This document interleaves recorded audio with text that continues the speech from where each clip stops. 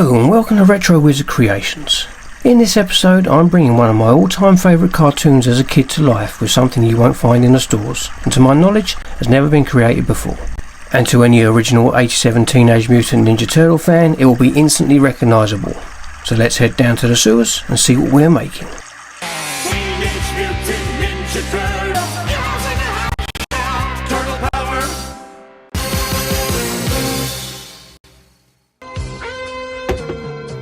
So this is what kickstarted the whole idea for this project.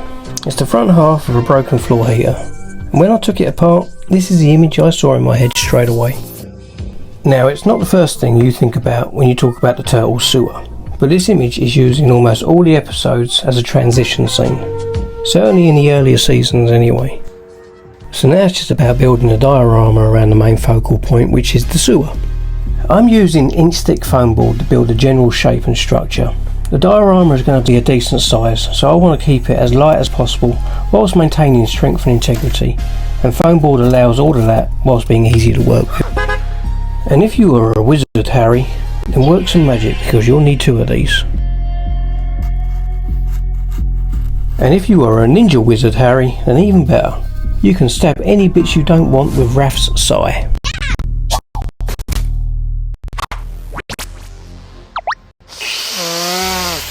Now if you're not familiar with power tools or don't have access to them, then there are plenty of ways to cut plastic. But my weapon of choice is the angle grinder with a cutting disc. I would recommend to other people to clamp what you are cutting if you are using a grinder and not copy me.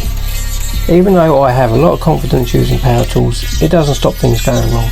It could snag and cause serious injury, so use a clamp and don't copy me. Luckily I've come away with all my fingers intact and the sewer entrance fits snugly.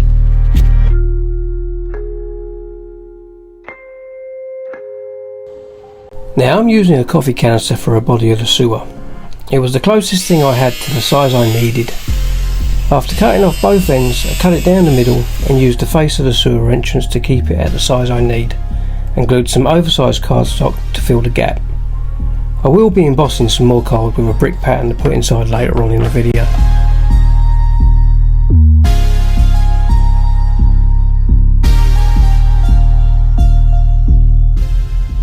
As this is the inside, I need to shave down what will be the sewer grate bars so the tunnel will slot over them and sit flush against the wall of the sewer entrance, because I need it to be sealed and have no gaps at the bottom for the water resin pour later on.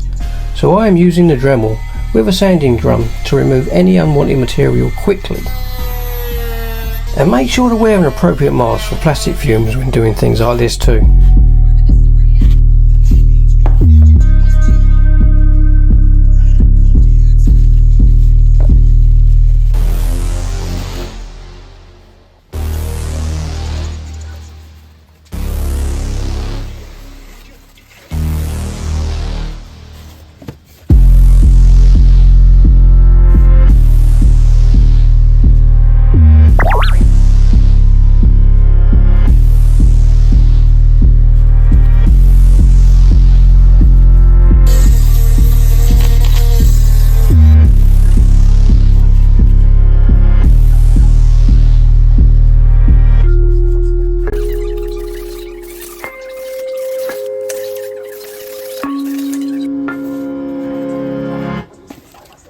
Right, now you can see the foundation is taking shape.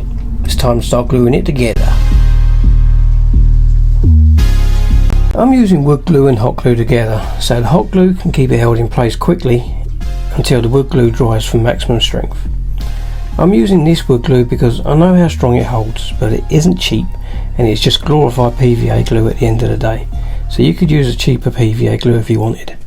You're welcome.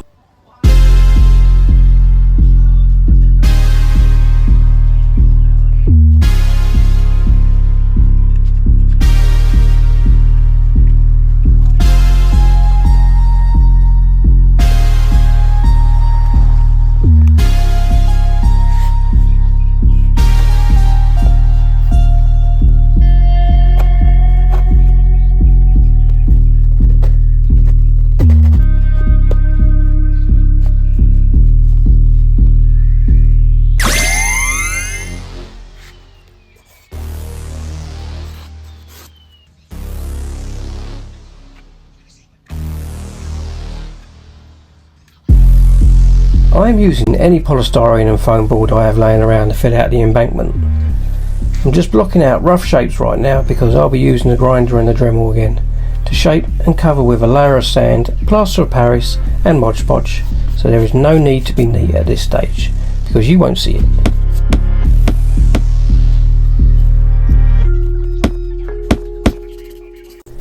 I just need a firm but lightweight surface to carve the shape and put a skim on for details.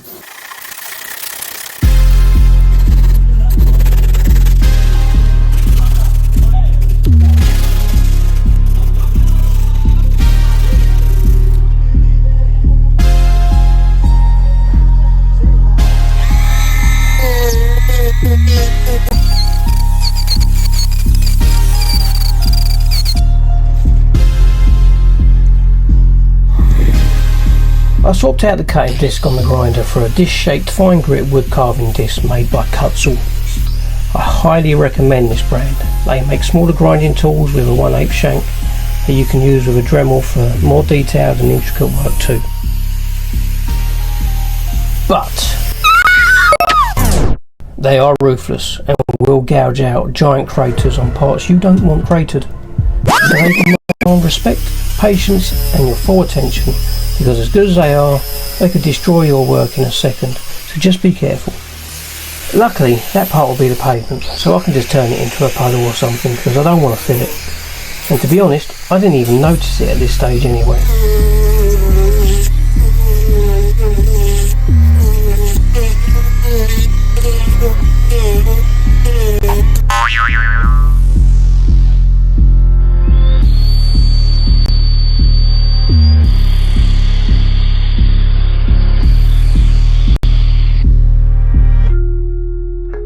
Now you see the rough shape of the embankment, so let's listen to a bit of wet, wet, wet and cover this over.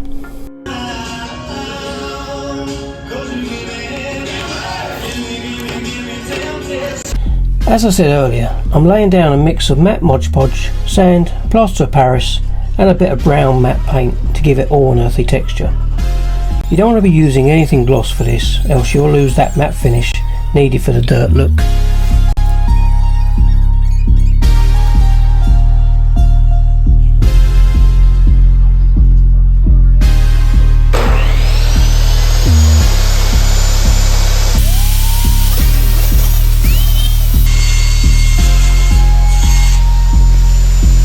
Here I'm just cutting up some plywood the size as a base for the road. I don't want to fix it down permanently though. I want to be able to remove it so I can get to any wiring or anything else I want to add. So I'm making some holes that I can screw some boards down to that will allow me to be able to unscrew the whole thing from the sides so I can slide it in and out easily.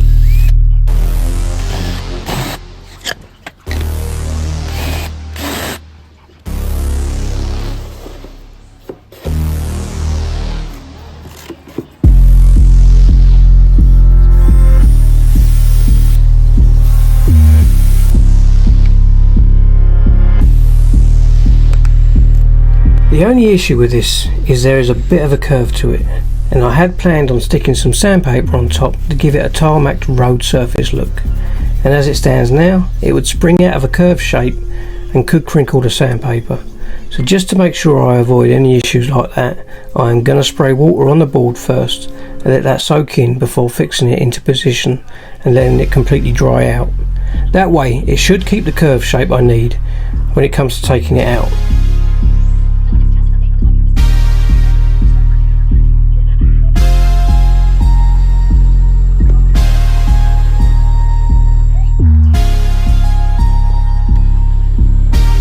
As we leave the road to dry out, let's move on to making a lamppost. I'm just using an old copper pipe that I'm threading some wire for an LED bulb before I bend it, just in case it kinks a little, because I'm not using a tube bender, but the copper is soft enough that it bends nicely around the jig I made ages ago. And as I'm looking at it now, I'm wondering what the hell it could have been for, because it looks like absolute shit. It obviously served some purpose that didn't warrant trashing it at the time. Now just drilling a hole for the lamppost through the plyboard and into the foam for a secure fixing and wire routing. And you'll see now that when I slide the road out, it keeps the curve nicely now it's dry.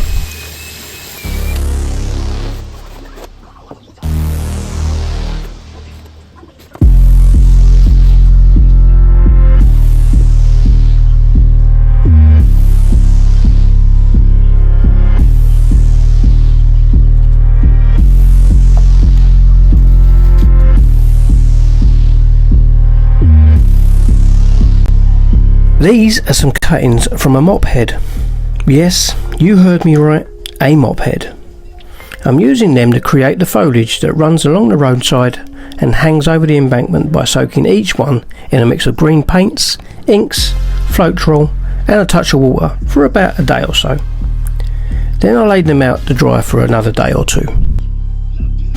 And while that was drying, I moved on to cutting out and carving the pavement and curb detail on the foam board base.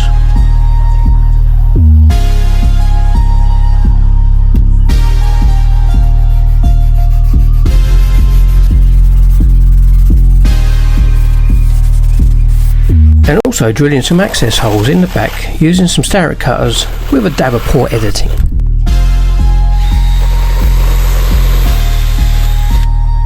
Now back to the curb to pressing the details with a small ball sculpting tool. Another benefit to using the foam board. Scoring in details is so easy and effective, especially when you want to achieve the worn out, weathered look.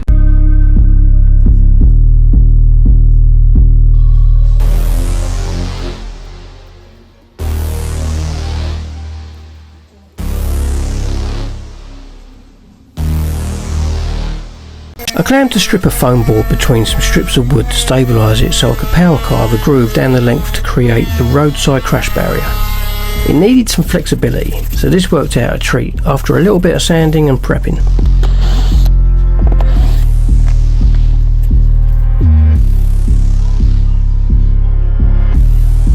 Once it's painted, it will do the job.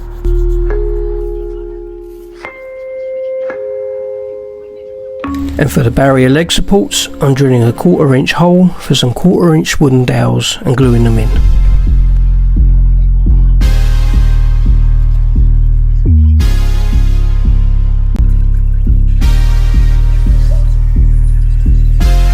Now I'm just marking the back of the barrier so I can carve a small divot at the right angle to correspond with each leg, just to give it a better fixture when it comes to gluing it in place.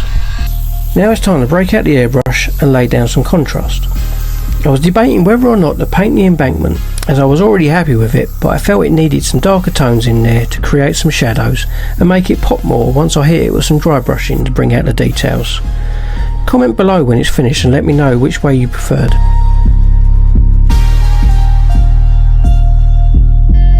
A pavement isn't a pavement until it's grey and drowned in wash, so that's what's happening. It's literally drowning. Oh, and there is the tissue of life soaking up the wash of death to bring it back from the dead. And I'm not sure if that is my chair creaking or my back. Now it's time to see if my mop head foliage idea has worked out. And it did for the most part. When I thought about making this, I really wanted to keep it as cartoony as possible and not a realistic version. So I didn't want to use model scenic materials and lose the cartoon-like appeal. But the mop strings aren't achieving the desired effect on their own, but they do provide a good surface to lay down a mixture of woodland scenics, fine turf and Mod Podge. It clings to the mop strings really well and forms that sponge-like appearance you see in the cartoon, whilst the mop strings still create the hanging foliage look. Once it's all painted the same colour and highlighted, the two worked out even better together, and that's the beauty of this hobby. Always experiment with different ideas and materials. One thing I did forget to mention is I did soak the mop strings in isopropyl alcohol for a few seconds before gluing them down, just to give them a bit of flexibility, because they hardened up with the paint, which was the plan.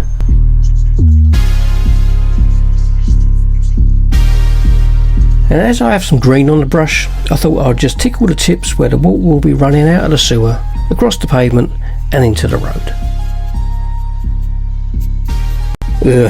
Now this was a real monotonous part of the build that wasn't really necessary, but I struggle with knowing where to draw the line as to where to stop. And I drew a lot of lines. A lot. But it was worth it in the end. And I know I said I wanted to keep it as cartoony as possible, but I do like detail, and the turtles wouldn't be the turtles if it wasn't for that clumsy kid dropping them into the sewer, so I went full beans at this part. I spent hours scoring in brickwork detail on a sheet of card. I cut the size for the inside of the sewer. I glued it in with Mod Podge and sealed it with Mod Podge because resin will be sitting in the bottom, before throwing a base coat of red and then a wash of browns and greens. I did finish it off with a black wash that I forgot to record, but you'll see that shortly.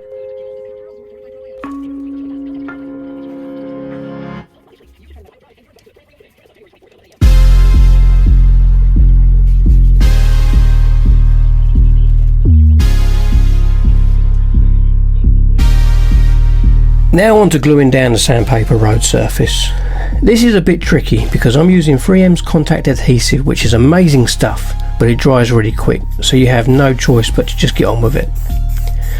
I dampened it a touch with water before applying the glue to both surfaces. You need to be pretty accurate laying it down first time, because once it makes contact you won't be able to move it around for position, so nailing it the first time is important. And you can see the benefit of soaking the board and letting it dry in position now. It's a subtle curve, but potentially enough to cause an issue if it springs up to straighten itself. And voila! Sandpaper makes for a good road surface texture.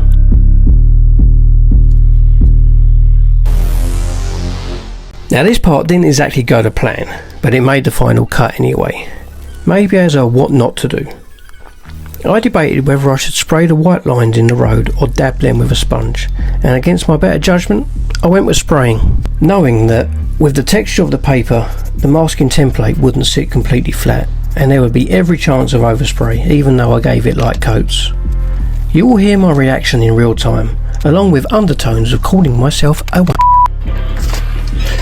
That looks like absolute shit. So I decided to remedy this by masking off the white lines with tape and painting the whole road matte black, which ended up making it look a bit better in my opinion. It's gone from a rain wet looking bit of road to a freshly tarmacked bit of road. Now the lamppost is painted and glued down to the road with super glue. And it was at this point where I decided to make this project twice as long to build, because I thought it would be a good idea to make the buildings in the background too. So instead of this video ending now like I had planned, I have a whole new project to add. So, as this part of the build wasn't the original plan, I didn't think it through as much as I normally would, because at this stage it had already taken far longer to build than I anticipated, and I was eager to get the video out. I toyed with the idea of making 2 videos, but I thought I'm already in it up to the metaphorical balls, so let's keep ploughing ahead and experiment with some ideas and see how they work out. So I'm starting off with a pathway so the buildings aren't just sitting on the side of the road, but I realised at this point that I should probably make this all removable too, so I don't run into any issues when it comes to pouring the resin, and keep it all as accessible as possible. And that led me to creating another detail for inside the sewer. A brick archway that finishes off the sewer nicely, so it isn't just a big gaping round hole. Yes, it's more bricks, but it's easier to score the details into the foam and lets me play around with a few more techniques. Now after sealing it with Mod Podge and paint, I'm cutting out the little channel or gully thing that the water runs through, and this will give me a spot I need to block off and start the resin pour that you will see shortly. And I googled a couple of references for the arch and I saw a few with lights on, so I'm sure you know by now that I just can't help myself, so we are putting in another light.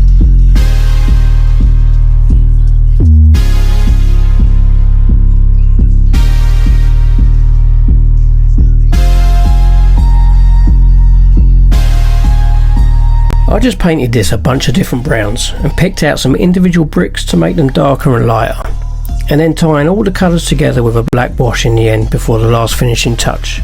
I won't spoil the surprise. Spackle, or grout, my new favourite thing for crafting. This has so many different uses, and for today's use it is for the cement pointing effect between the brickwork. Just spread it in the cracks and wipe the excess off with a damp cloth or sponge, and there you go, a pretty convincing brickwork effect.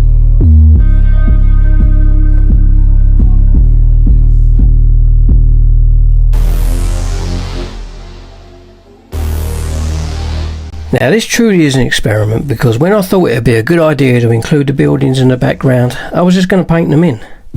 But then I said to myself, wouldn't it be kind of cool to stack them in a couple of layers to give them a 3D like effect? Oh, we can light them up too for an epic nighttime scene and really bring them to life. Yep, I get on my own damn nerves, because once I see it in my head, there's no turning back. So I drew up the 2 different layers on Procreate and sent them to my Cricut to cut 8 fucking times. 4 layers for the street side buildings and 4 layers for the buildings behind. It was a lot of windows to weed out, so I'll spare you the montage of that. Once I had them all done, I stuck the 4 layers of the street side buildings together to beef it up a bit, and the same for the back. As I have made life harder by adding this, I figured it was no sweat to include the Channel 6 building amongst them. I know it doesn't belong in this particular street scene, but f*** it. It's my build, and I've already gone AWOL on this, so call 0800, how's my driving, who gives a shit.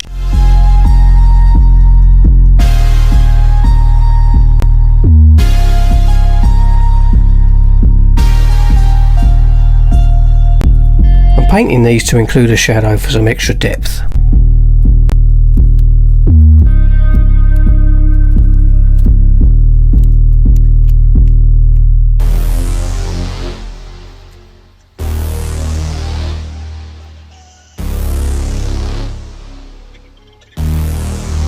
Something didn't look right, and then I realised that number 6 needed to be red.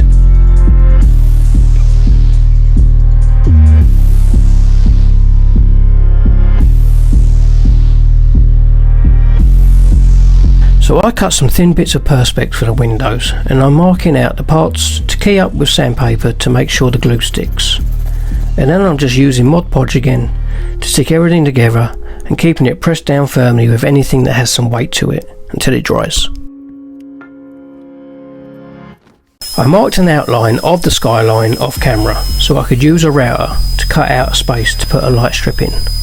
I wasn't sure if this was going to burn the foam board up or not, but I threw caution to the wind to see what would happen, and it cut like a hot knife through butter.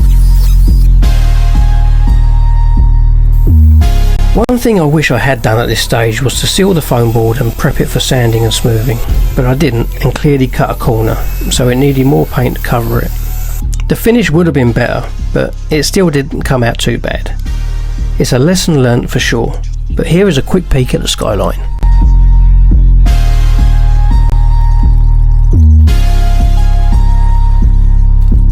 These are some bushes made from foam, Woodland Scenics fine turf and Mod Podge to fill some gaps. You can see I've used some plyboard too to pack out beneath the buildings so the whole build will sit flush. This is the byproduct of not planning ahead, but you won't see this part once it's together. Now we are cooking on gas and getting close to finishing.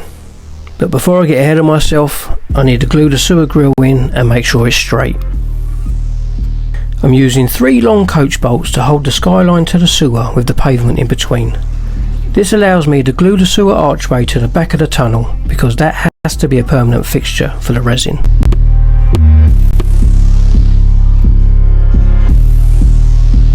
Now I can remove the pavement and seal up the archway to make sure no resin can leak out once I've siliconed some perspex to the back and let it dry.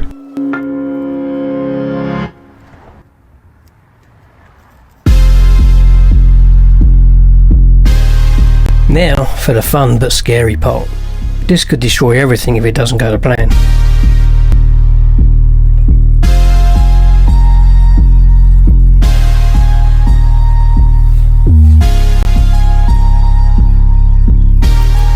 Making a little puddle for the mistake Ned screamed at, and some leafy plants too, can't forget them.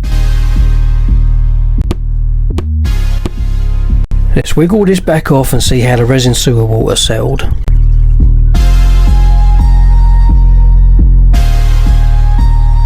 I had to run some masking tape along the front because I poured too much in one go, but the end result was still pretty cool. Now it's just a few finishing touches like grass, rocks and some more plants, and a couple of little extra nuggets to look out for. Drop me a comment below if you see them and tell me what you think. We are getting to the end of the build now, so if you made it this far then thank you for watching, and if you enjoyed the video then please consider liking and subscribing because I have loads more ideas coming. But for now, let's connect this diorama together and get on with some glamour shots.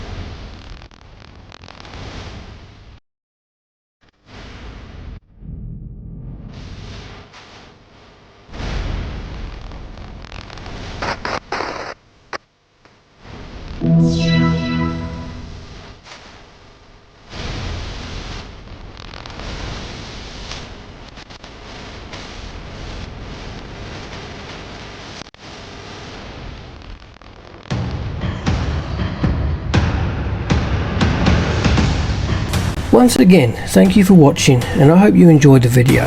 Maybe learnt something or been inspired to create something yourself. Let me know what you think, and feel free to reach out about any projects you are doing or want to see. Or just talk about what you are passionate about if this scratched your nostalgic itch. Let's bring some memories to life. Until the next video, take care.